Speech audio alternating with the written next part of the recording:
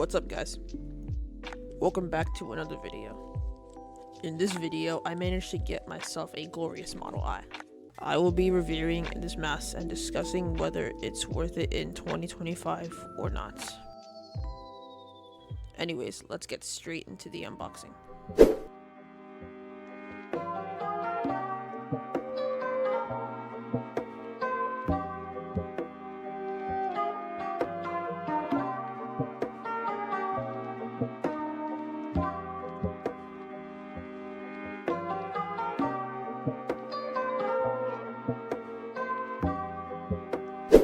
My first thoughts of this mouse is how it feels as a whole. And I honestly find it pretty comfortable compared to my current main mouse, the Model O. And one thing that I like about this mouse is the long buttons it has. And I find it beneficial because it makes it easier to long drag. The only downside I have for this mouse is that it's wired. And I know that the Model i2 is wireless and all, but you can pretty much obviously tell that it's not as good as the regular Model I. I also decided to get the white version because it suits the mouse a little bit more, and I personally like it better white rather than black because my entire setup is black. One thing really cool that I find about this mouse is that it can triple click. You also can never go wrong about RGB. But it's pretty much like any other glorious mouse. You can also set the debounce time to 0 for more CPS and double clicking.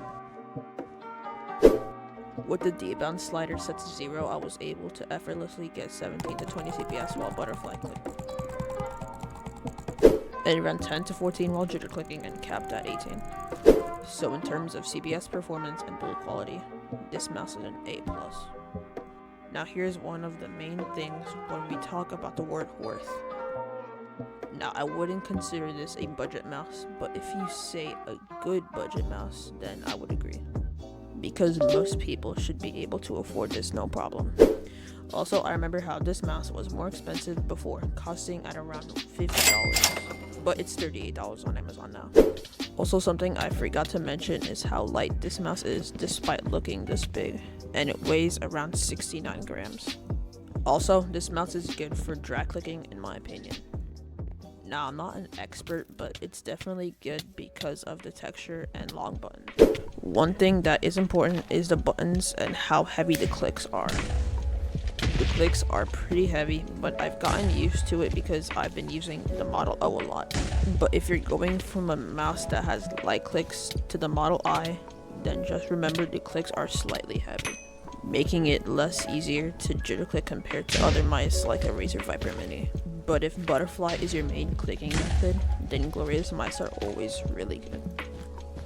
The sensor, like any other glorious mouse, is good as usual, and there are 2 DPI buttons and 4 side buttons. To be honest, I don't even know what I'm gonna use those for, but you can use them as hotkeys, I guess.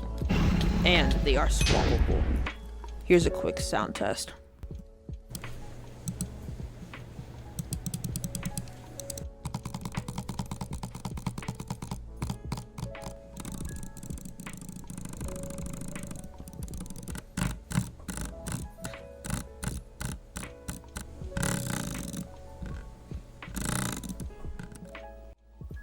Overall, I think it sounds very nice.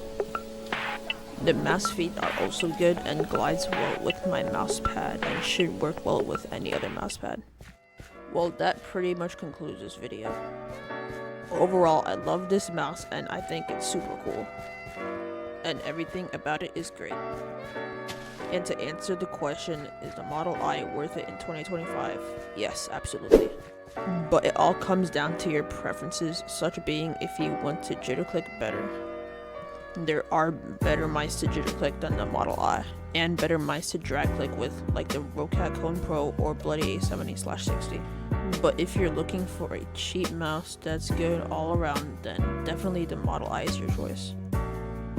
Thanks for watching, goodbye.